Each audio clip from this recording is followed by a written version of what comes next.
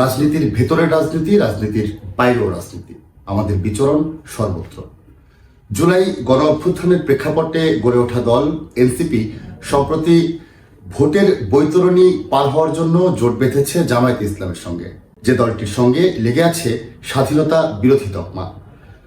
এই অভিযোগে দলটির অনেকেই পদত্যাগ করেছেন।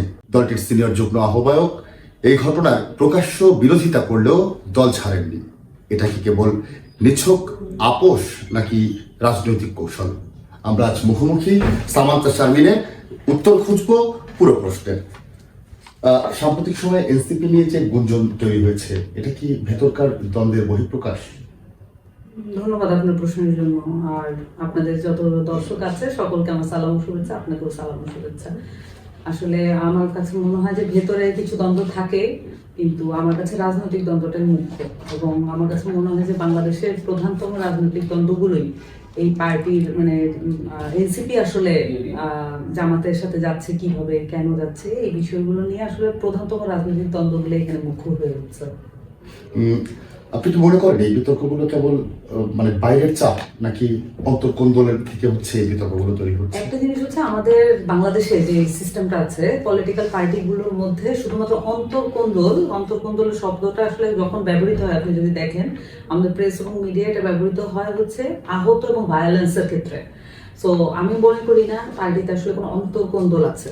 এই জিনিসটাকে আপনাকে দেখতে হবে পুরোপুরি একদম মতাদর্শিক এবং হচ্ছে পার্টির অবস্থানকে বা পলিসিকে চ্যালেঞ্জ করা বা না করার ইস্যু হিসেবে। তো আমার কাছে মনে হয় যে অন্তর্কোন্দলের চেয়ে মোর লাইক যে আপনি যে যখন মধ্যম পন্থার একটা কথা বলেন, তখন মধ্যপন্থা অর্জিত হওয়া বা এটাকে অর্জন করা তো ওভার দ্য নাইট কোনো বিষয় না। আসলে এটাকে আপনি ডে বাই ডে আপনার বিভিন্ন পলিসির মধ্য দিয়ে কিভাবে এটাকে নিচ্ছে এবং আলাপচারিতা সমন্বয় করার মধ্য দিয়ে এবং সমালোচনার মধ্য দিয়ে কিন্তু মধ্যমপন্থা তৈরি হয়। সো খুব স্বাভাবিকভাবে যখন দল একটা সিদ্ধান্ত নিচ্ছে এবং সেই সিদ্ধান্তের বিপক্ষে কেউ কেউ দাঁড়াচ্ছে, এইটাকেও ধারণ করতে পারা, এটাও কিন্তু মধ্যমপন্থার রাজনীতির জন্য খুবই জরুরি, মানে আপকামিং মধ্যমপন্থার রাজনীতি।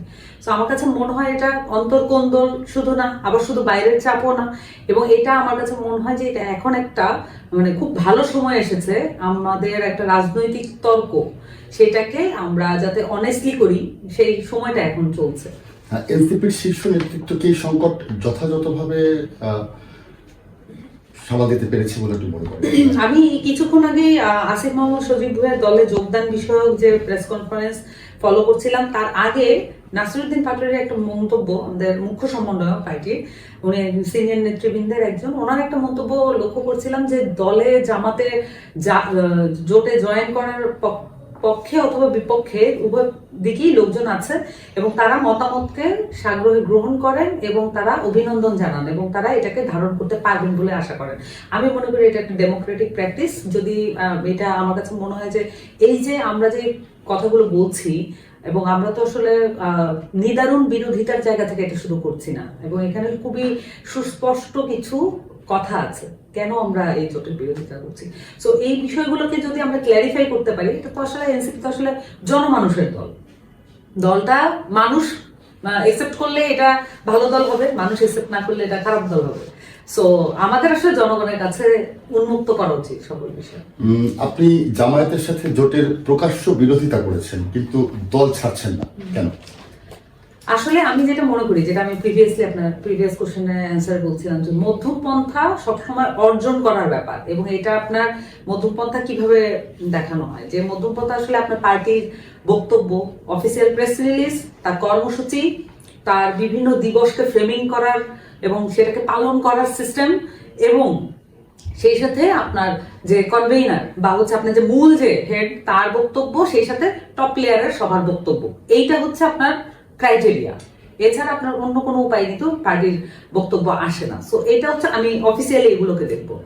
সো আমার কাছে মনে হয় যে আমরা এখন পর্যন্ত মানে এই যে এনসিপির এতদিনের কার্যক্রমে, হ্যাঁ আমাদের অনেক লিডারশিপের অনেকেই খুব অসংলগ্ন মন্তব্য করেছেন, মিনিংলেস মন্তব্য করেছেন, কিন্তু অ্যাটলিস্ট আমাদের যে কনভেইনার নাহিদ ইসলাম, উনি কিন্তু সবসময়ই একটা পয়েজড জায়গা ধরে রেখেছেন। সো তার বক্তব্যগুলো এবং আমাদের অফিসিয়াল প্রেস রিলিজ, এগুলোকে আমি মন্তব্য হিসেবে ধরবো, অফিসিয়াল মন্তব্য। এখন যে জিনিসটা যেটা হয়েছে যে আমরা যখন দলের মধ্যে কার সাথে জোটে যাবে কি করবে এই আলাপগুলো আমরা কিন্তু বারংবার, আমি নিজে বারংবার বলেছি যে 300 আসনে প্রার্থী দেওয়ার ক্ষেত্রে অবিচল থাকবো। এই মুহূর্তে আমি একজন মিথ্যাবাদী মানুষে পরিণত হয়েছি বাংলাদেশের মানুষের কাছে, এবং আমি এটাও বলেছিলাম যে তৃতীয় জোটের ক্ষেত্রে আমরা মনে করি এটা একটা বিশাল সম্ভাবনার দ্বার উন্মোচন, বা আমরা ফাইটটা দিব। আমরা বিএনপি বা জামাতের যে প্রতিষ্ঠিত রাজনৈতিক এবং রাষ্ট্রীয় কাঠামো সেটার বিরুদ্ধে আমরা লড়াই করব, এবং এটা হবে গণঅভ্যুত্থানের কন্টিনিউশন। আমি এগুলো বলেছিলাম, বাট এখন কিন্তু আমি আর সত্যবাদী মানুষ নই। আমি এটা ফলো করতে পারি নাই, পার্টির একজন কর্ণধার হিসেবেও আমি ফলো করতে পারি নাই। ফলত এই যে ডিসিশনটা যেভাবেই আসুক না কেন, হ্যাঁ এটা মেজরিটির ভিত্তিতে এসেছে এবং এটা নিয়ে ডেমোক্রেটিক কোনো আপত্তি নাই। ডেমোক্রেসিকে আপনি যেভাবে দেখেন এটার কোনো আপত্তি আসলে নাই, কিন্তু আমরা কয়েকজন আমরা মনে করি, এবং আমি পার্সোনালি আমি মনে করি যে এটা একটা ভুল সিদ্ধান্ত হচ্ছে। আমি মনে করি যে এই যে আলাপচারিতা করতে পারা, যেমন ধরেন এই যে জোটটা হয়েছে, এই জোটটা তো আসলে নাহিদ ইসলাম পরিষ্কারভাবে বলেছেন এটা একটা রাজনৈতিক বা নির্বাচনী জোট, এটা কোনো আদর্শিক জোট নয়। তার মানে আমি যদি এটা আদর্শিক বিরোধিতা করি তাহলে কোনো সমস্যা নেই, আমি যদি নির্বাচনী বিরোধিতা করতাম তাহলে একটা বিষয় ছিল, কিন্তু আমি তো আদর্শিক বিরোধিতা করছি যে জামাত এবং এনসিপি একসাথে চলতে পারে না, এবং আমাদের যে পার্টি পলিসি, আমাদের এতদিন ধরে আমাদের বক্তব্য সেই অনুযায়ী কিন্তু এটা বলছি। সো আমি কেন দলে আছি এটার পরিষ্কার উত্তর হচ্ছে, আমি চাই যে মধ্যম পন্থার কথা আমরা বলেছি সেই মধ্যম পন্থা অর্জনের জন্য আর্গুমেন্টস এবং হচ্ছে ডিসিশনের জায়গায় আমি একটা যেই জায়গাটা আছে এইটার একটা ব্রিজিং করা দরকার। এটা আমি করি বা অন্য কেউ করুক, এটা করা দরকার। একটা দলকে এই পর্যায়ে নিয়ে আসার জন্য আমাদেরকে আসলে আলাপচারিতা এবং দ্বন্দ্ব এবং হচ্ছে এই ধরনের পজিশন মেকিং এর জায়গায় কিন্তু আমাদেরকে স্বতন্ত্র ভূমিকা নিতে হবে। সো আমি এখনো আশা করি যে দল তার ভুল বুঝতে পারবে, বা আমি মনে করি যে আমার যে কথা বলার স্পেসটা সেইটা আসলে দল এনশিওর করতে পারবে। সেই জায়গা থেকে আমি এখনো মনে করছি যে এখানে ফাইটটা করার সংগ্রামটা, ইন্ট্রা পার্টির যে সংগ্রাম, ডেমোক্রেসি নির্ধারণ করার জন্য এটা খুব জরুরি, এই জন্য আমি এখনো আছি। যারা পদত্যাগ করেছেন তাদের এই সিদ্ধান্তকে আপনি কিভাবে দেখছেন? রাজনৈতিক সাহস নাকি হচ্ছে আপনার মানে কি বলে রাজনৈতিক আবেগ হিসেবে দেখছেন না নৈতিক সাহস হিসেবে দেখছেন? আমি আসলে প্রথমত আমার ডক্টর তাসনিম জাহরা এবং ডক্টর তাজনুবা জাবিন উভয়ই আমার রাজনৈতিক সহযোদ্ধা। আমরা দীর্ঘদিন ধরে একটা পার্টি গড়ে তোলার চেষ্টা করেছি যেটা মধ্যম পন্থাকে সামনে রেখে বাংলাদেশের মানুষের মুক্তির জন্য কাজ করবে। আমরা এই মুহূর্তে এক ধরনের প্রতারণার সম্মুখীন হয়েছি। আমরা মনে করি যে জামাতের সাথে জোট করাটা এনসিপির মধ্যম পন্থাকে যদি খারিজ নাও করে নিদেন পক্ষে এটাকে ক্ষতিগ্রস্ত করবে। এখন এসে আমরা আসলে যখন আপনারা জানেন যে আমরা 6 জন গিয়েছিলাম, এই ছবিটা আসলে সবাই দেখেছে।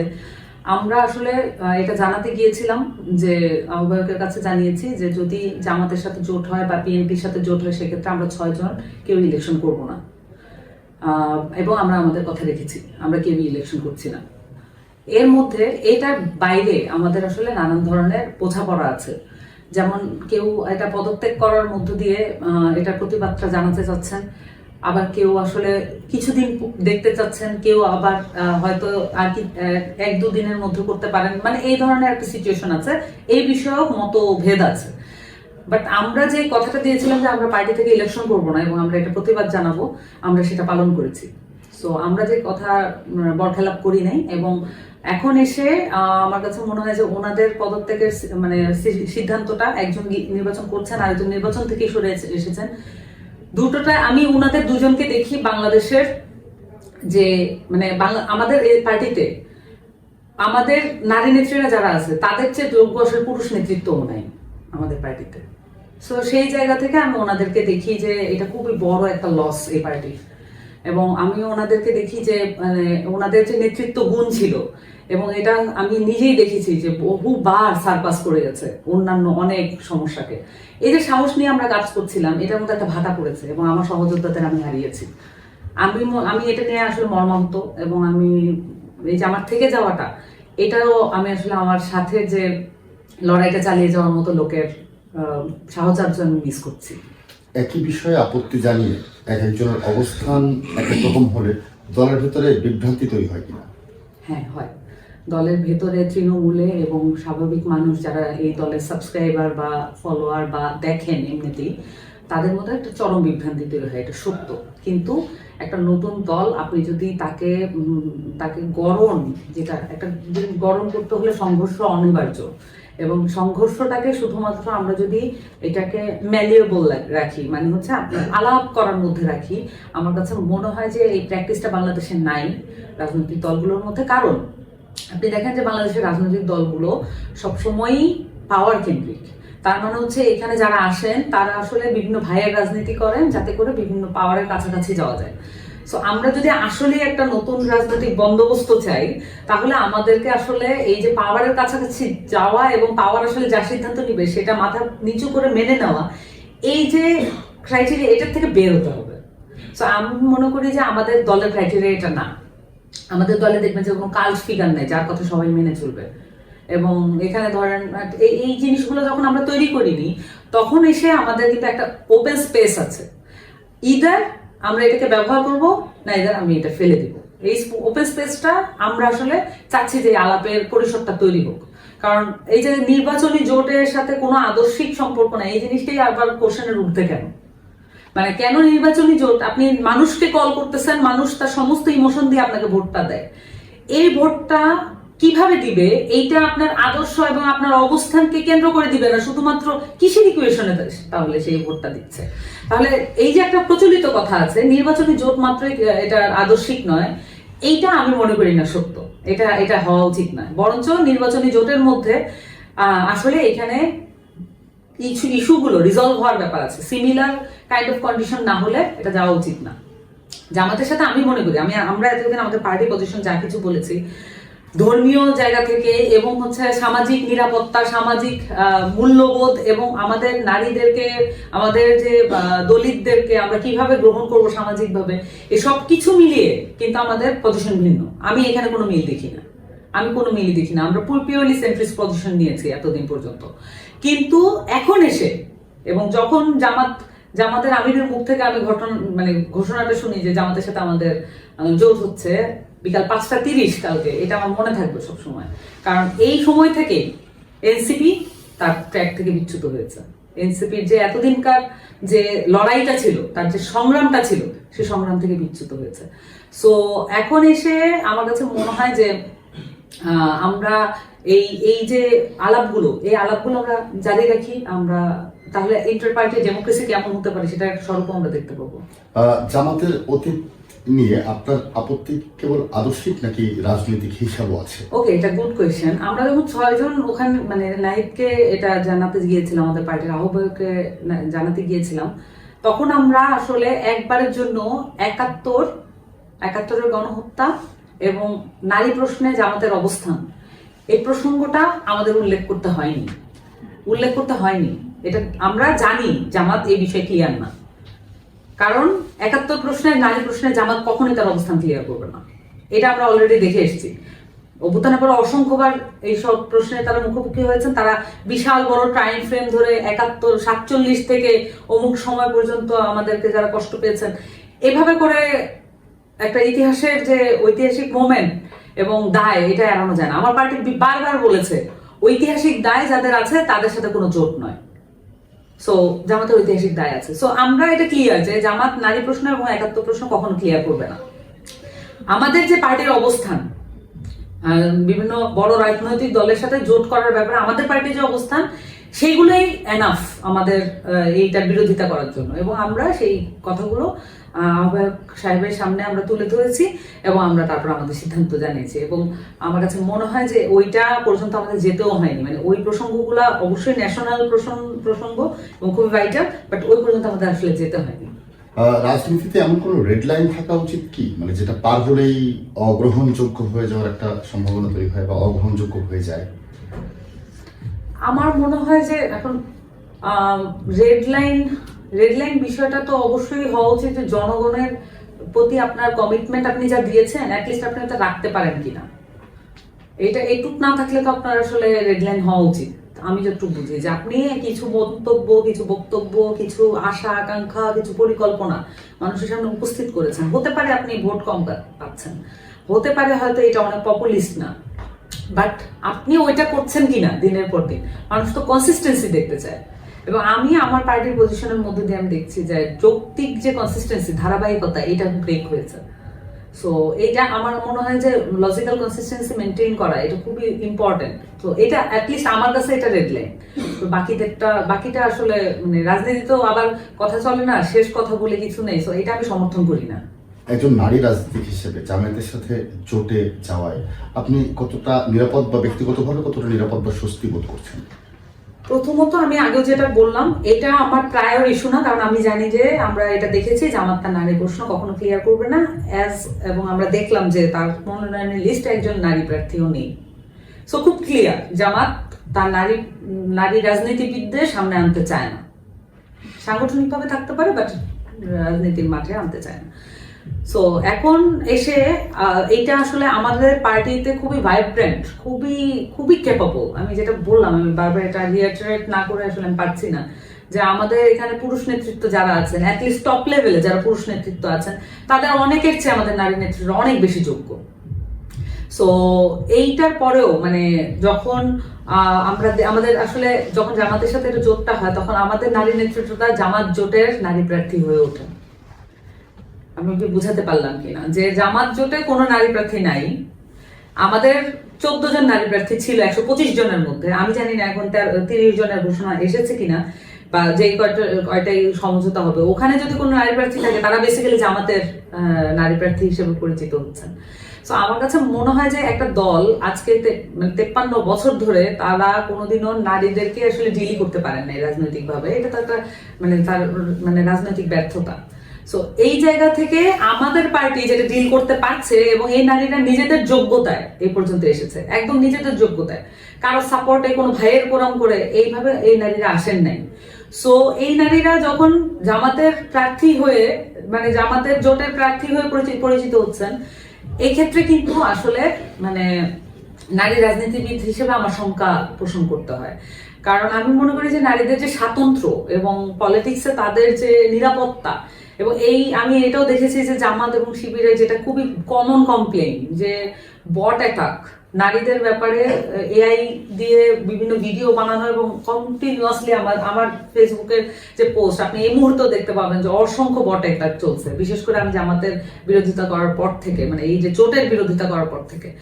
সো এই যে সিচুয়েশনটা চলছে, এই সিচুয়েশনটার মধ্য দিয়ে কিন্তু এটা কিন্তু জামাত কখনো ক্লিয়ার করে নাই যে এই বিষয়টা তারা থামাবে কি থামাবে না। তারা ডিজোন করে এই বট অ্যাটাক গুলো, কিন্তু আমাদের নারী নেত্রীরা তো খুবই অনিরাপদ আছেন। সো আমি মনে করি যে আমি মোটা দাগে এটাকে আমি একটা অনিরাপদ পরিবেশ, রাজনৈতিক পরিবেশ হিসেবেই দেখছি। এই জোটে যাওয়ার পর সংখ্যালঘু নারী অধিকার প্রশ্নে আপনার দল কি তাদের অবস্থান ধরে রাখতে পারবে বলে একটু বিশ্বাস করেন?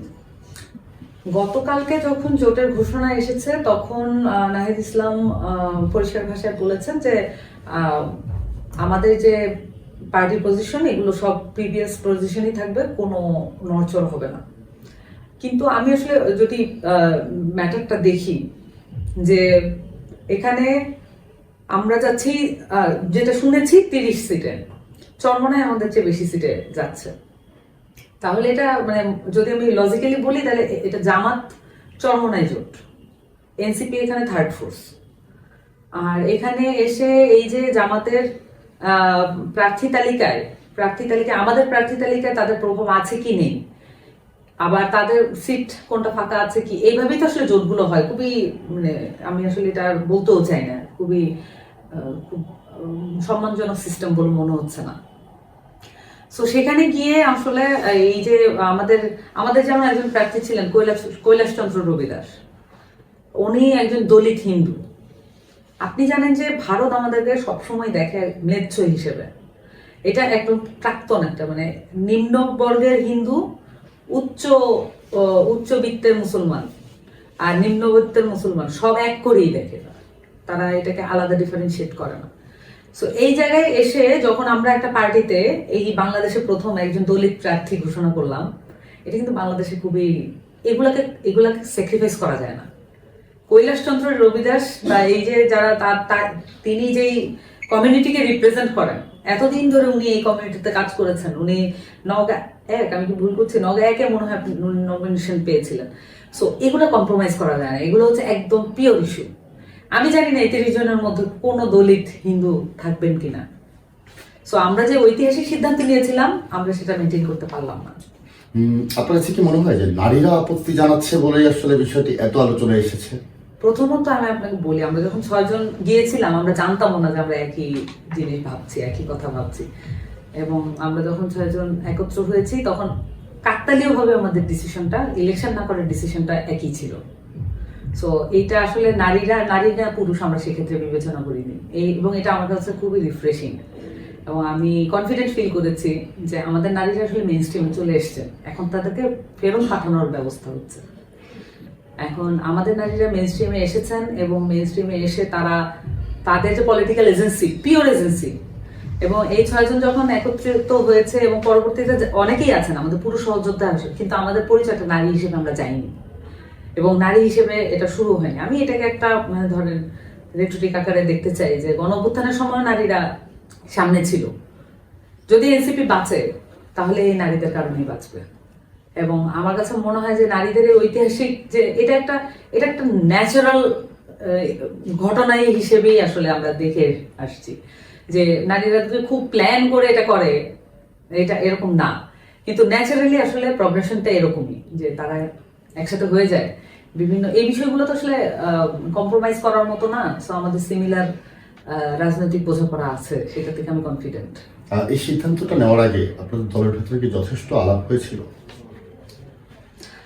আসলে এই বিষয়টা নিয়ে একটা গুঞ্জন ছিল, যেটা হয় যে যখন আমাদের পার্টিটা আসলে খুবই মিডিয়া ফোকাসড, মানে খুবই, এবং আমাদের প্রত্যেকটা মিটিং এর খবর, আমাদের প্রত্যেকটা খবর আসলে বাইরে চলে যায়। সেক্ষেত্রে কিন্তু দলটাকে ইউনাইটেড রাখা, দলটাকে আসলে ইউনিফাইড রাখাটাও মুশকিল। তো সেক্ষেত্রে এই জোটের যে বিষয়গুলো, আমাদের আসলে 3টা ফোরাম আছে। আমাদের একটা ফোরাম রাজনৈতিক পর্ষদ, তারপরে নির্বাহী কমিটি, তারপরে হচ্ছে জেনারেল কমিটি। সো এইখানে আসলে আবার দেখেন যে আহ্বায়ক সদস্য সচিব আছেন। আমাদের ইউজুয়ালি খুব ইম্পর্টেন্ট যেগুলো আসলে বাইরে প্রকাশ করার মতো না, সেই সিদ্ধান্তগুলো তারা দুজন নিয়ে থাকেন এবং আমরা এম্পাওয়ার্ডও করে দিয়েছি। সেভাবেই আসলে জেনারেল মিটিং একটা সিদ্ধান্তে তারা এম্পাওয়ার্ড হয়েছে। কিন্তু এই সিদ্ধান্তটা আসলে একটা নির্বাহী কমিটির মিটিং এর মধ্য দিয়ে সিদ্ধান্ত নেওয়া হয়। সেখানে যারা সেদিন উপস্থিত ছিলেন, নির্বাহী কমিটি সকলে সেদিন উপস্থিত ছিলেন না, কিন্তু যারা উপস্থিত ছিলেন তাদের মধ্য থেকেই অধিকাংশ বা সংখ্যাগরিষ্ঠের মতামত অনুযায়ী এই জোটে যাওয়া হয়েছে। আপনার আপত্তি কি দলীয় ফোরামে গুরুত্ব পেয়েছে নাকি আপনার কণ্ঠ উপেক্ষিত? আমি সেই সময় আসলে একটা কাজে আমি ফেনীতে ছিলাম, আমি ওই পার্টিকুলার মিটিং আমি উপস্থিত হতে পারিনি। তৎপরবর্তীতে আপনি যে আপত্তি জানিয়েছেন সেটা কি দলীয় ফোরামে গুরুত্ব পেয়েছে কিনা, নাকি আপনার কণ্ঠ সেখানে উপেক্ষিত থেকেছে? আমার কাছে মনে হয় যে দলীয় ফোরাম এটা আসলে যে যখন যে নির্বাহী কমিটিতে সিদ্ধান্ত হয়ে গেছে এবং এটা জোর গুঞ্জন চলছিল, এবং আমরা আসলে একরকমের জানতাম যে এটা হয়ে যাচ্ছে এরকমই জানতাম। আমাদের দরকার ছিল যে এটা আসলে যাতে মানে আমরা বড় দলের সাথে জোটটা না করি, যেটা আমরা বলেছিলাম আমরা স্বতন্ত্রভাবে ইলেকশনটা করি। শেষ মুহূর্ত পর্যন্ত কিন্তু আমার বিশ্বাস ছিল, একদম ঘোষণা দেওয়ার আগ পর্যন্ত আমার বিশ্বাস ছিল এখান থেকে পার্টি ফেরত আসবে এবং এককভাবে স্বতন্ত্রভাবে নিজের ক্যারেক্টারটা শো করার গার্ডসটা দেখাবে। আমার কাছে মনে হয় যে উপেক্ষা করার ব্যাপারটা মনে হয় কেউ কনসিয়াসলি করে নাই, এটা আমি দাবি করবো না। বাট আমার কাছে মনে হয় যে এটার একটা সিচুয়েশনের পরে আর হয়তো ফেরত আসার অপশন বা এখান থেকে আসলে ডিলটা ব্রেক করার অপশনটা থাকে কিনা, এই বিষয়গুলো মনে হয় ঘটেছে। তবে আমি আমার মতো করেই আমি এটা ভেবেছিলাম যে এটা, পরবর্তীতে দেখলাম সহযোদ্ধা আরো আছে, সো এটা আরো আনন্দ দিয়েছে। এই যে আপনি আপত্তি জানানোর পরে যে দলে থেকে গেলেন, এর পেছনে কি দল কি কোনো নেগোশিয়েট করেছে আপনার সাথে, নাকি আপনি নিজে থেকেই থেকে গেলেন? আমাকে একাধিকবার বলা হয়েছে আমি যাতে ইলেকশনটা করি। আমি এটা মানে খুব বিনয়ের সাথে এটা প্রত্যাখ্যান করেছি। জামাতের সাথে জোট হওয়ার পরে তার সাংগঠনিক এবং অর্থনৈতিক কোনো ধরনের সাহায্য আমার পক্ষে নেওয়া সম্ভব নয়। আমি এটা মানে আমার এই জায়গায় আমাকে একদমই, আর আমি কখনোই সমঝোতার এমপি এটা আমি কখনোই হতে চাই না। দলে থেকে গিয়ে আপনি আসলে কি পরিবর্তন আনতে চান, আর আপত্তি জানিয়ে থেকে যাওয়ার কৌশলটা আসলে কি? আমি এখনো মনে করি যে এই দলটা হয়তো মধ্যম পন্থায় আসতে পারবে, মধ্যম পন্থায় তার মূল পন্থা হিসেবে বিবেচিত হবে এবং একেবারে কারো হাতে তুলে দেওয়া এই বিষয়টাকে ঠেকানোর জন্য হলেও একটা অপোজিশন ফোর্স লাগে। আমি মনে করি যে সেটা আমার যে সহযোদ্ধারা আছেন, আমি ডেফিনেটলি ওটার একটা স্টেক হোল্ডার হয়ে উঠেছি একটা সঙ্গত কারণেই। এই যে এই আর্গুমেন্টসগুলো আসলে আমরা আনছি যাতে এইটাকে একটা মানুষের দল মনে হয়, এটা যাতে একটা গোপন বা চুক্তিভিত্তিক দল মনে না হয়, এটা একটা গণমানুষের দল। এখানে অনেক মানুষ আসবে। দেখেন, এখানে যখন এই দলটা তৈরি হয়েছে তখন কিন্তু ডানপন্থা বামপন্থা উভয় পক্ষ থেকে এখানে মানুষ এসেছে। আমি যদি আমার নিজের পার্সোনাল যে ওরিয়েন্টেশন, এটা আমি কখনোই গোপন করি নাই। আমার পার্সোনাল ওরিয়েন্টেশন, আমি লেফট পলিটিক্স করেছি এবং একটা সময় আমি অ্যাক্টিভিস্ট পলিটিক্সও করেছি। সো এইটার থেকে আসার পরে আমাকে কিন্তু ছাড় দিতে হবে আমার বামপন্থা। আমার যদি রিজিডনেস থাকে, আমার যদি পূর্বতন প্রমিস থাকে কোনো, আমার যদি আগের ধারণা নিয়ে আমি বায়াস থাকি, তাহলে আমি মধ্যপন্থা ধারণ করতে পারবো না। আমি যখন দলে এসেছি, আমি যখন জেনেছি এটা একটা মধ্যমপন্থী দল হবে, তখন আমাকে এই প্রিপারেশন এবং এই চাহিদা নিয়ে আসতে হয়েছে যে আমি আমার পূর্বতন একদম অ্যাবসোলুট যে বামপন্থা তার কিছু আমাকে কম্প্রোমাইজ করতে হবে। এখানে যারা পরবর্তীতে ডানপন্থাও লোক এসেছেন, তারা অনেকে কিন্তু অনেক কিছু কম্প্রোমাইজ করেছেন। সো এখানে আসলে ওই দুইটা পন্থা থেকে এখানে একটা জায়গায় আসা, এটার জন্য কিন্তু উভয় পক্ষে ছাড় দেওয়ার মানসিকতাটা সবচেয়ে বেশি জরুরি। এবং আরেকটা জিনিস জরুরি, সহনশীলতা এবং ধৈর্য। এই বিষয়গুলো না থাকলে আপনি এটাকে বানাতে পারবেন। তো আমার কাছে মনে হয় যে এটা হয়তো আমরা অ্যাচিভ করতে পারবো, এরকম আমার কাছে ফিল হচ্ছে। আমরা হয়তো দলটাকে আসলে তার যে সুন্দর একটা রাজনৈতিক অবস্থান ছিল, সেই অবস্থানে তাকে আমরা রাখতে পারবো, এরকম একটা বোধ হচ্ছে। আর আমরা যে স্বাধীনভাবে সমালোচনা করতে পারছি বাংলাদেশে, এবং এই যে কোনো রাজনৈতিক দল তার নিজস্ব যেটা ঠিক করে দেওয়া হয় উপর থেকে সেই মতামতই চলতে থাকে, আমরা এটা তো মনে করি না। আমরা কখনোই বলি না যে আমরা কাল্ট ভিত্তিক দল। সো উপর থেকে চাপানো কোনো, যে এটা চাপাইলে এটাই ট্রু, অন্য কোনো কিছুই আর ট্রু না, অন্য কোনো কিছুই আর গ্রহণযোগ্য না, এটা আমি মনে করি এটা এক ধরনের প্রবণতা যেটা আসলে স্বৈরাচার ডেভেলপ করতে আরো সাহায্য করে। সো এটাকে ফেলে দিয়ে আমরা আসলে নতুন ধরনের একটা সিস্টেম দেখি করা যায় কিনা। সমর্থকদের কাছে আপনি কি বার্তা দিতে চান যারা আপনাকে আসলে নৈতিক কণ্ঠ হিসেবে দেখে? আমি আসলে কি বলতে চাই, আমার মধ্যে এক ধরনের মিক্সড ফিলিংস বা মিক্সড একটা দোদুল্যমানতাও বলতে পারেন। তবে কিছু কিছু ক্ষেত্রে আমি খুবই ফোকাস যে ওটা আমি নড়বো না, কিন্তু কিছু কিছু ক্ষেত্রে আবার কখনো কখনো আমি আসলে এক ধরনের পারবো কি পারবো না, এই ধরনের কনফিউশনে আমি ভুগছি। এটাও ঠিক, এটা আমি একদম, যেহেতু পলিটিশিয়ান মাত্র তো মানুষ, এটা শেয়ার করা যেতে পারে।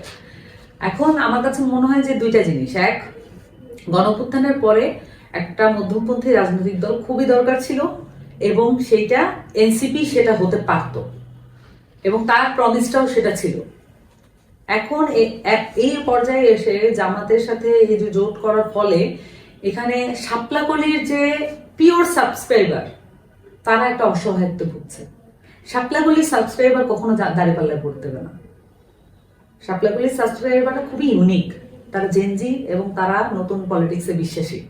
তারা মধ্যমপন্থাটাকে একদমই, এই যে 5 to 6% আমার কোনো সমস্যা নেই, সেটা আপনি যদি 2%ও বলেন এনসিপি সমর্থক, একদম যারা শাপলাকলির ভোটার, সেটাতেও আমি কোনো আপত্তি করব না। সেটা 2% হতে পারে। আমার ওই 2% মানুষটাই হচ্ছে বাংলাদেশকে পরিবর্তন করার লিড দেওয়ার মানুষটা, সেটা বাড়বে পরে।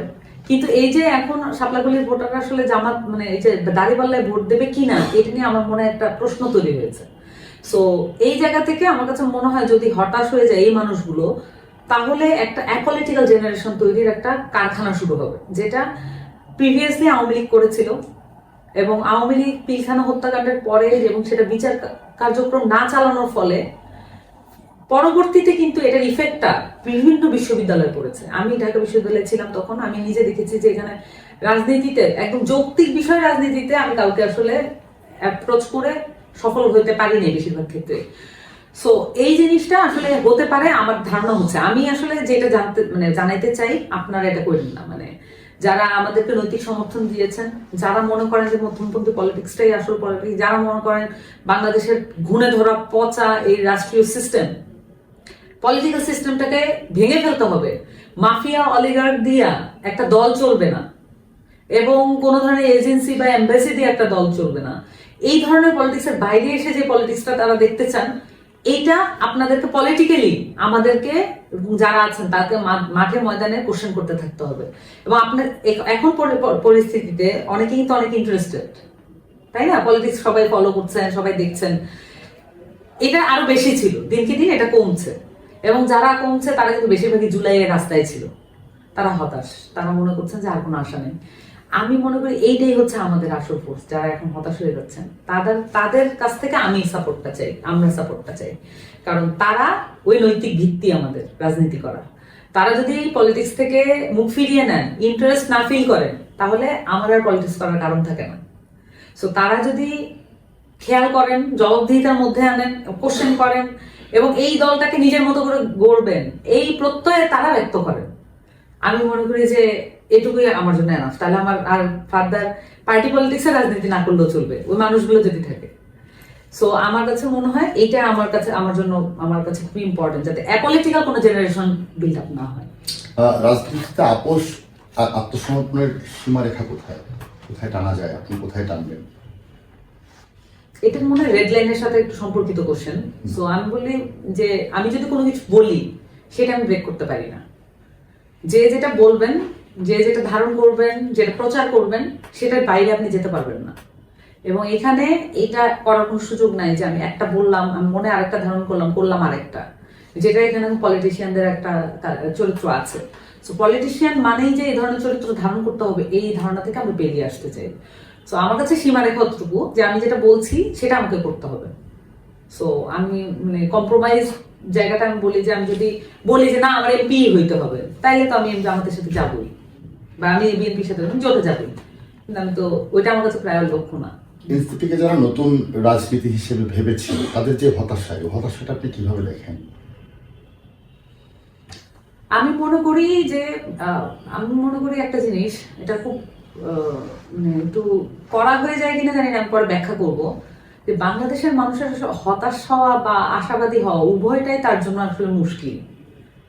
উভয়টাই মুশকিল। কারণ আপনি হতাশ হবেন যে, কারণ আমি তো এখানে দেখেছি যে আমাদের পিপল এখনো বড় দল এবং আমার পিছে 2000 মানুষ 10,000 মানুষ স্লোগান দিচ্ছে আপা আপা করে, এইটা তো তার আসলে ভীষণ, এটা তো আসলে নতুন বন্দোবস্তের ভীষণ না। সো আমরা তাদের ভীষণটা পরিবর্তন করাটা আমার জন্য জরুরি।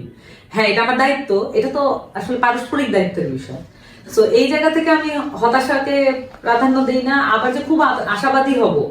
আমি তো রুট লেভেলে আসলে কোনো অর্গানাইজেশন, বাংলাদেশের কোনো পলিটিক্যাল অর্গানাইজেশন রুট লেভেলে আসলে এই ধারণা পরিবর্তনের কাজটা করেনি। যে আমি যদি একটা মানে খুবই একদম কলসি কাঠে নিয়ে একটা মেয়ে যাচ্ছে, সেই মেয়েটাও যাতে আমার রাজনৈতিক পলিসি নিয়ে আমাকে জিজ্ঞেস করে, নারীদের জন্য আমি কি করবো পলিসি ভিত্তিক আমাকে জিজ্ঞেস করে। আলাপটা নিয়ে আসতে হবে নীতি নির্ধারণের জায়গায়, আলাপটা এখন আছে ইতিহাসের জায়গায়। সো এটা আমার কাছে মনে হয় যে এটা ইম্পর্টেন্ট আর কি। এই বিতর্কে আপনার দলের ইমেজ কতটা ক্ষতিগ্রস্ত হলো?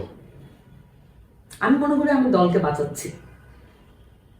দল যদি বেঁচে যায় তাহলে এই যে আমি না শুধু, এটা আমার বিষয় না, আমার সহযোদ্ধারা আছেন, আমি মনে করি তারা অত্যন্ত গুরুত্বপূর্ণ ভূমিকা পালন করেছেন। আমি এমন একজনকে চিনি এবং উনি নারী, ওনাকে বারংবার কনফার্ম করার পরেও উনি এটা রিফিউজ করেছেন। নৈতিক জায়গায় এই যে আমাদের একত্রিত হওয়া, এটা আমি মনে করি যে আমাদের পার্টি যে ডাইভার্স ক্যারেক্টার এবং তার যে আসলে ধারণ করতে পারার সক্ষমতা, এটা বরঞ্চ আরো সামনে নিয়ে আসবে। সামগ্রিকভাবে এনসিপি যে ইমেজ হারালো সাধারণ মানুষের কাছে, এই যে আস্থা অর্জনের ক্ষেত্রে এনসিপির এখন কি করা উচিত বলে আপনি মনে করেন? আমি মনে করি যে এটা আসলে ইমেজ এখনো হারায়নি, এখনো এটা মানে আছে, মানুষরা দেখতে চাচ্ছে যে আমরা কি করি। আমার কাছে মনে হয় যে এখনো ইলেকশনের 2 মাস সময় আছে, এনসিপি কি করে এটা দেখার জন্য আমি নিজেও অধীর আগ্রহে অপেক্ষা করতেছি। নাহিদ ইসলাম বলেছেন নির্বাচনী বৈতরণী পার হতেই জামাতের সাথে জোট, কৌশলগত কারণে। তো ভবিষ্যতে যদি এই সমঝোতা আরো গভীর হয় সেক্ষেত্রে আপনার অবস্থান কি হবে? না দেখেন, অলরেডি কিন্তু আমি অনেক ক্ষতিগ্রস্ত হয়ে যেতে পারি, অ্যাজ এ এনসিপি আমি অনেক ক্ষতিগ্রস্ত। আমি যদি 300 আসনে স্বতন্ত্র প্রার্থী দিতাম বা আমি গণতান্ত্রিক সংস্কার জোটের পক্ষ থেকে প্রার্থী দিতাম, তাইলে কিন্তু আমার 300 আসনে পুরো দেশ ব্যাপী আমার সংগঠন গড়ে উঠতো। আমি তো মানে ফার্স্ট অ্যান্ড ফরমোস্ট, হ্যাঁ তারা হয়তো ক্ষতিগ্রস্ত হতো, নিরাপত্তার অভাব ছিল, কিন্তু আমি দেখেছি যে এখানে কারো নিরাপত্তা নিয়ে কারো কনসার্ন ছিল না। মানুষ তো এরা সব জুলাইয়ের মানুষ, এখানে যারা আসছে জুলাই, তারা অলরেডি আসলে তারা তো আসলে বুলেটের মুখে শহীদ হওয়ার জন্য প্রস্তুতি ছিল। তাদেরকে নিয়ে আমরা জীবিত মানুষগুলোকে নিয়ে আমরা এখন রাজনীতি করতে যাচ্ছি। এই জীবিত মানুষগুলোর প্রত্যয় এবং কনফিডেন্স সম্পর্কে আমার ভরসা আছে, আমার ভরসা ছিল। এখন এই মানুষগুলোকে আমরা 300 আসনে তো দিলামই না, 125 জনকে আমরা বসাই দিলাম। সো এই জিনিসটা করে কিন্তু আমার সাংগঠনিক অনেক বেশি ক্ষতিগ্রস্ত হবে। এখন যেটা বলা হচ্ছে যে এমপি হলে তাহলে আসলে দলকে বাঁচিয়ে তোলা যাবে, এটা আসলে দেখতে হবে। এটা হয় আমি ঠিক, মানে ইতিহাসের নিরিখে হয় আমি আমার পজিশন ঠিক, না হলে পার্টির আহ্বায়ক নাহিদ ইসলাম ওনারা যে ডিসিশন নিয়েছেন ওনার বক্তব্য ঠিক, ওনাদের পজিশন ঠিক। এই দুইটার মধ্যে আসলে আর কোনো গ্রে এরিয়া না। আমি বলছিলাম কি, ধরেন এই যে এখন বলছে নির্বাচনী বৈতরণী পার হতে জামায়াতের সাথে জোট, তো এটা যদি পরবর্তীতে আদর্শিক জোট হয়ে যায় সেক্ষেত্রে আপনার অবস্থানটা কি হবে আসলে? আমার কাছে মনে হয় যে এটাকে ঠিক আলাদা করার কোনো উপায় বাংলাদেশের রাজনীতিতে আসলে ডেভেলপ করা নেই। কারণ কি, মানে আপনার তখন দেখার একটা দৃষ্টিভঙ্গি আছে, মানে আমাদেরকে এমনিতেই কিন্তু জামাতের বি টিম, এটা একটা প্রচলিত কথা আছে। সো আমরা আসলে কিন্তু আমরা স্ট্রাগল করতেছিলাম এটার থেকে আসলে যত দূরে যাওয়া যায়।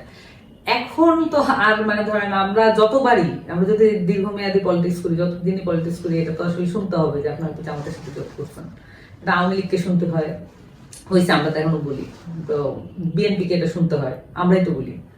এখন তো এটা আমাদেরকেও শুনতে হতে পারে। এখন এইটা জিনিসটা আমার কাছে মনে হয় যে একটা লং টার্মে আমাদেরকে কি এই যে এমপি হওয়ার পরে আসলে এই যে দল গড়ে তোলার যে সিস্টেমটা, এটা কি আমাদেরকে সুপারসিড করবে কিনা, করলে এটা ওই বললাম সময়ই এখন নির্ধারণ করবে আসলে। 5 বছর পর সামান্তা শারমিনকে কোথায় দেখতে চান, মানে দলীয় রাজনীতিতে না বৃহত্তর কোনো গণতান্ত্রিক আন্দোলনে? আমি মনে করি যে আসলে আন্দোলনের মধ্যে ছাড়া আমার কোনো জায়গা নেই। আমার কাছে মনে হয় যে বাংলাদেশে অনেক অনেক অনেক বিষয় আছে যেগুলো নিয়ে কথা বলা, মুভমেন্ট তৈরি করা, আলোচনা তৈরি করা, আলোড়ন তৈরি করা এবং মানুষকে এডুকেট করা, এটা কোনো বিকল্প নাই। এবং এটাকে মানে ধরেন একটা আমি এমপি হলাম, আজকে আমি আজকে মন্ত্রী হলাম, তারপরে কিন্তু আমি আসলে জনগণ থেকে বিচ্ছিন্ন। কোনো এমপি মন্ত্রী জনগণের সাথে থাকে না। আপনি দেখবেন যে সে পাবনার এমপি, সে সিরাজগঞ্জের এমপি, সে অমুক তমুক মানে জায়গার এমপি, সে থাকে ঢাকায়। জনগণের সাথে তার কোনো কানেকশন নেই। এদেরকে যে এডুকেট করতে হয়। এখন ধরেন বিএনপি 31 দফা নিয়ে অনেক আলাপ আলোচনা করছে, কর্মশালা করেছে, কিন্তু 31 দফা ছাড়া বাংলাদেশটা কেমন, বাংলাদেশের রাজনীতিটা কেমন, এই বিষয় নিয়ে বিএনপির ভাবনা কি, এই বিষয়ে কর্মশালা কিন্তু আমি দেখিনি, আমি জানি না আপনি দেখেছেন কিনা। সো এগুলো খুব ইম্পর্টেন্ট। আমাদের এখন দরকার হচ্ছে আমাদের এই যে পার্টি ছাড়াও আমাদের ভাবতে শেখা ইম্পর্টেন্ট। দেশের মানুষ যে আমাদের আপন হতে পারে, তাদের দায়িত্ব যে আমাদের নিতে হতে পারে, এই বিষয়গুলো আসলে ভাবা ইম্পর্টেন্ট। আমার কাছে মনে হয় যে এই যে আন্দোলন কেন্দ্রিক বাংলাদেশে অনেক ধরনের আন্দোলন আছে, ইভেন আমাদের নারীদের অনেক সমস্যা আছে, তাদের মানসিক স্বাস্থ্য, তাদের যে রাজনৈতিক অধিকার এবং তাদের যে ধর্মীয় চর্চার অধিকার, এই জিনিসগুলো আমাদেরকে ঠিক করতে হবে। এটা নিয়ে আসলে আন্দোলন গড়ে তোলা প্রয়োজন। আমি চোখের সামনে অনেকগুলো দেখছি। আমি নিজে প্রকৃতিবাদী আন্দোলনের সাথে আমি যুক্ত ছিলাম, আমি সুন্দরবন আন্দোলনের সাথে প্রিভিয়াসলি যুক্ত ছিলাম। বাংলাদেশকে ডেভেলপমেন্ট এটা দরকার, কিন্তু ডেভেলপমেন্টকে জোর করে খাইয়ে দেওয়ার বিষয় না, এটাকে আসলে অভ্যস্ততার মধ্যে নিয়ে আসার ব্যাপার, যেটা আপনাকে সমৃদ্ধ করবে। আমাদের প্রকৃতিকে রক্ষা করে আমরা কিভাবে এদেশের জনগোষ্ঠীকে এবং তার যে ভূখণ্ডের মানসিকতা এবং তার যে সিস্টেম, এটার মধ্যে তাকে কিভাবে কমফোর্টেবল করা যায়, এই জিনিসটা কিন্তু আমাদের করা দরকার। সো প্রকৃতিবাদী কিছু আন্দোলন আসলে এখানে প্রয়োজন। আবার দেখেন এখানে আমরা যে লয়ের সিস্টেমের মধ্যে আছি, এই সিস্টেমটা আছে পুরোপুরি, আপনি পুলিশ অ্যাক্ট বলেন, পেনাল কোড বলেন, ল্যান্ড ল বলেন, আপনি যেই লয়ের কথাই বলেন না কেন, সবকিছু ঔপনিবেশিক আমলে তৈরি করা। এটা বাংলাদেশের মানুষকে মাথায় রেখেই তৈরি করা না। সো এগুলাকে ঠিক করার জন্য, এই বিষয়গুলোকে অ্যাড্রেস করার জন্য এবং এই সেন্ট্রিক পলিটিক্সটা করার জন্য মুভমেন্ট দরকার। মুভমেন্ট ছাড়া এটার কোনো বিকল্প নাই। আমি নিজেকে ওখানে ফাইন্ড আউট করতে চাই আর কি, ডেফিনেটলি। ইন্টারিম সরকারের গুরুত্বপূর্ণ মন্ত্রণালয়ের দায়িত্বে থেকে পদত্যাগ করে তিনি হচ্ছে আপনাদের সংগঠনের মুখপাত্র হিসেবে আত্মপ্রকাশ করলেন। এই বিষয়টাকে আসলে আপনি কিভাবে দেখেন? হ্যাঁ বোধক না বোধক? ইনিশিয়াল ইনিশিয়ালি আমার রেসপন্স হচ্ছে যে এটাকে আমি অবশ্যই অ্যাপ্রিসিয়েট করি। ইভেন গণঅভ্যুত্থানের সকল শক্তিরা একত্র থাকবে, এতে করেই বিভাজন এড়ানো যাবে। গণঅভ্যুত্থানের বিভাজন মানে এখন পুরো রাজনৈতিক বিভাজন। শহীদ হাদির খুনিকে গ্রেফতার করতে না পারা ফার্দার বিভাজনকে মানে বাড়িয়ে দিচ্ছে। শহীদ হাদি যে পলিটিক্সটা করে গেছেন, আমরা তো সেই পলিটিক্সটাকে ওন করি, শহীদ হাদিও আমাদেরকে ওন করতেন, আমরা জানি। সো আমরা আসলে এই যে গণঅভ্যুত্থানের এই যে মানুষগুলো, তাদেরকে একত্র রাখা এটা আমাদের সকলের দায়িত্ব। বাট এখানে একত্র রাখার বিনিময়ে কোনো কিছু ছেড়ে দেওয়া উচিত না, যদি এটা নীতি নৈতিকতার ব্যাপার থাকে।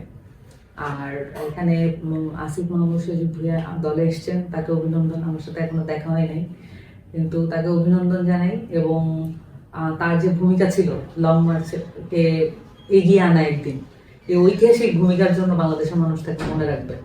আশা করি আমাদের দলে যে ডাইভার্স ক্যারেক্টার আছে তার মধ্যে আসিফ মাহমুদ সজীব ভুঁইয়া একটা দারুণ ডাইভার্স ক্যারেক্টার হয়ে উঠবেন। সব ঠিক আছে, কিন্তু কিছু বিতর্ক কি থেকে যায় না? মানে সরকারের দায়িত্ব পালন করেছেন, কেউ কেউ যদি প্রশ্ন তোলে যে উনি হচ্ছে প্রেক্ষাপট তৈরি করে মানে পরিস্থিতির সম্মুখীন হয়েছেন, তো সেক্ষেত্রে আপনাদের দল থেকে বলা হবে ধরেন উনি গুরুত্বপূর্ণ মন্ত্রণালয়ে ছিলেন, হ্যাঁ, তো ধরেন তখন যদি উনি নানা ধরনের প্রেক্ষাপট তৈরি করে থাকেন, উনি একটা গুরুত্বপূর্ণ মন্ত্রণালয়ে ছিলেন সরকারের, হ্যাঁ এলজিআরটির কথা বলছি, তো ধরেন এলজিআরটির সাথে সরকারের সম্পর্ক মানে স্থানীয় সরকার ওইটা একটা মিল করছে না, আমি ওটাকে মিল করছি। তো সেক্ষেত্রে যদি আপত্তি ওঠে, এনসিপি আপত্তিটাকে কিভাবে, মানে যে কোনো মানুষ, মানে এখানে নাহিদ ইসলাম থেকে একদম শেষ মানে ওয়ার্ডের সদস্যটা পর্যন্ত কেউ তো জবাবদিহিতার ঊর্ধ্বে না আমাদের পার্টিতে। যদি কোনো বক্তব্য থাকে তাহলে তো সেটা প্রমাণ সাপেক্ষে আমাদের দল প্রিভিয়াসলি ব্যবস্থা নিয়েছে। এবং আমি এটা অনেক জায়গায় বলেছি, শৃঙ্খলা রক্ষা করার জন্য আমাদের পার্টির চেয়ে তড়িৎ গতিতে আসলে কোনো শৃঙ্খলা কমিটি কাজ করে বলে বাংলাদেশের কোনো পার্টিকে আমি দেখিনি, আমি এটা ফলো করেছিলাম। সো যদি প্রমাণ সাপেক্ষে আসিফ মাহমুদ সজীব ভুঁইয়ার ব্যাপারে আপনাদের কোনো মন্তব্য থাকে, প্রমাণ থাকে, আপনারা যদি কোনো কিছু বলতে চান, কিন্তু উড়ো কথাকে আমি তো গুরুত্ব দেবো না। হ্যাঁ, যেটা উড়ো পজিশন সেটা তো আমি পাসিং কমেন্ট, যে একটা ভিন্ন দলের একজন মানুষ জাস্ট বলে বসলো, এটাকে তো আমি গুরুত্ব দেবো না। যদি প্রমাণ থাকে তাহলে দল অবশ্যই এটাকে বিবেচনা করবে এবং শৃঙ্খলা কমিটি এটা দায়িত্ব নেবে, দেখবে। দলে থেকে প্রতিবাদ জানানো নাকি দল ছেড়ে বার্তা দেওয়া, কোনটা ইতিহাস বদলায় বলে আপনি বিশ্বাস করেন? এইটা সময় বলে দেবে, এটা এখন বলা যাবে না, এটা ডিসাইড করার সময় এখন না।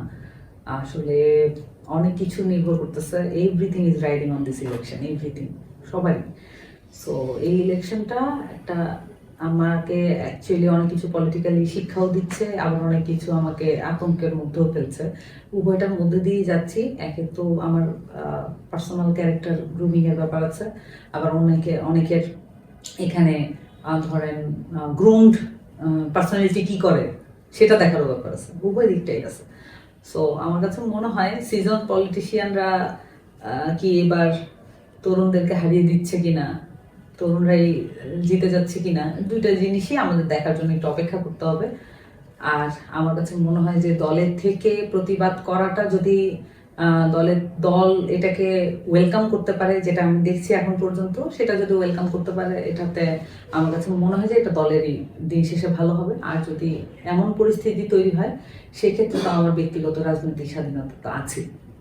অনেক ধন্যবাদ সামান্তা শারমিন আমাদেরকে এতক্ষণ সময় দেওয়ার জন্য। শুনছিলেন সামান্তা শারমিনকে। পিওর পলিটিক্সে ফের দেখা হবে অন্য কোনো রাজনীতিকের সাথে অন্য কোনো দিন। ধন্যবাদ।